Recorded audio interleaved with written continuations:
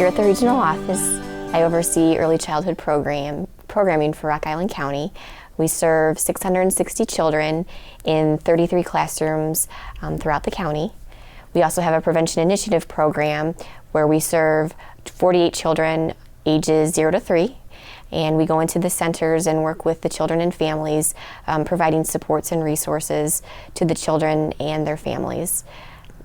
We also provide home visit services to those families in the program. We go into their homes, give them resources on child development, any areas that they are having trouble with their family.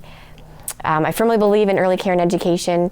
It's an area that we really emphasize the importance of social skills, those pieces that need to be in place before children go on to kindergarten, first, second, third grade.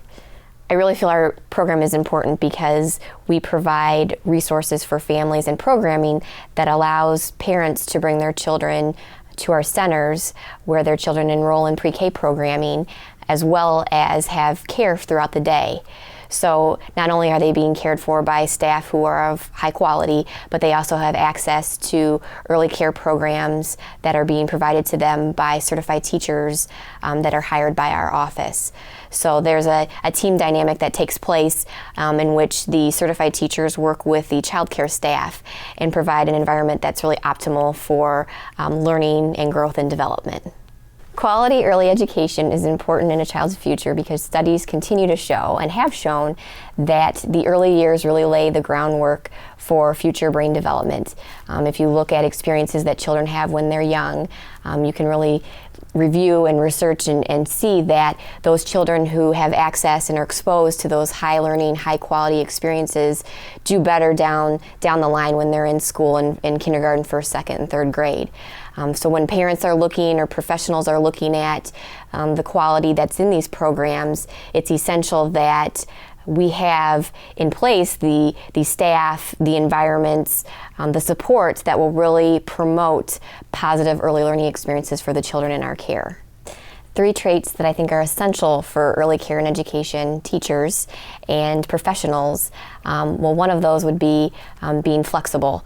Many times you go into your classroom, you have your lesson plans ready to go, you have your plan for the day. Well, when you work with young children, things may not always go as you anticipate, and so you have to have that flexibility so that if something's not going well that morning with your lesson plans, the activity, the children aren't engaged, you need to have the ability to think on your feet and change that mid-sentence essentially. You have to really look at ways that you can work with the children and meet their needs and interests at that time.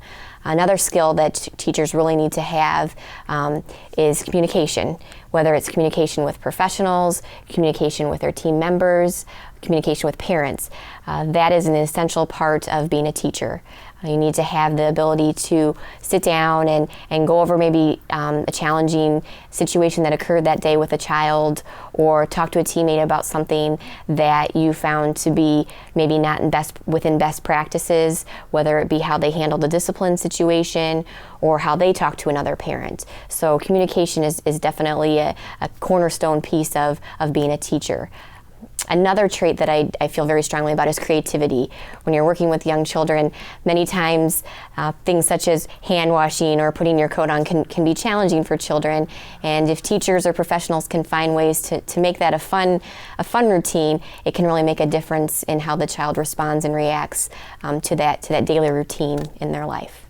In discussing communication and the importance of that within your early childhood classroom, it's very important to establish a relationship with those parents and families or guardians first, develop that rapport before going to that parent with a situation where you have a child that may have a challenging behavior or you may have a concern about their development.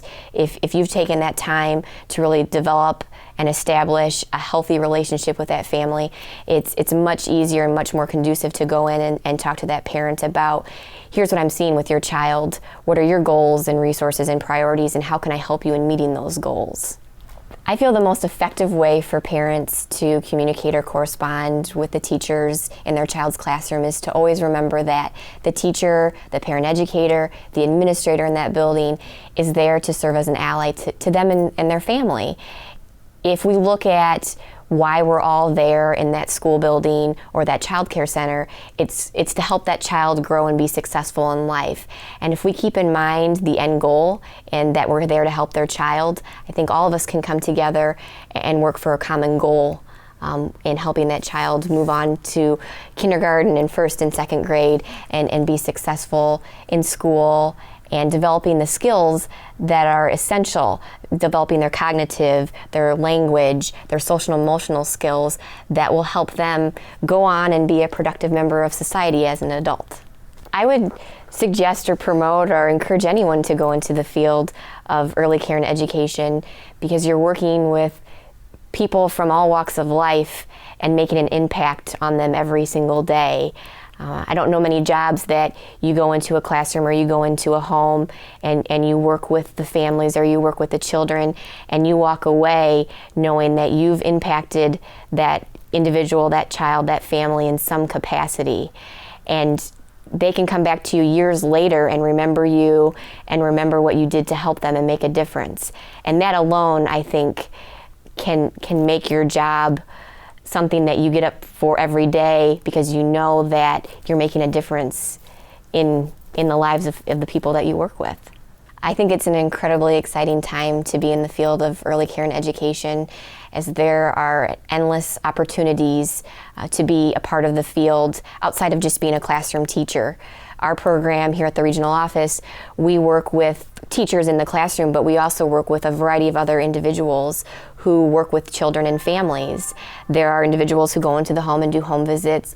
There are individuals who work in clinics and work with children with special needs. There are individuals who work for a program called Early Intervention, and they provide developmental information and activities for families and their children.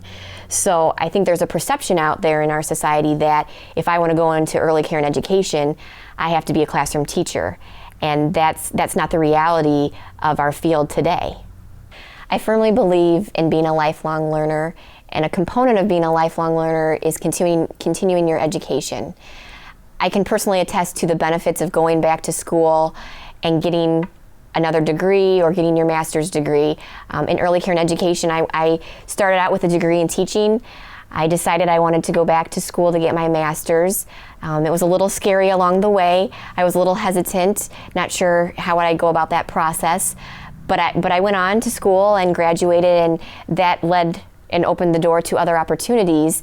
And now as an administrator, I'm able to look back and reflect on, wow, it really made a difference going back to school, continuing my education, allowing me to grow professionally in the field.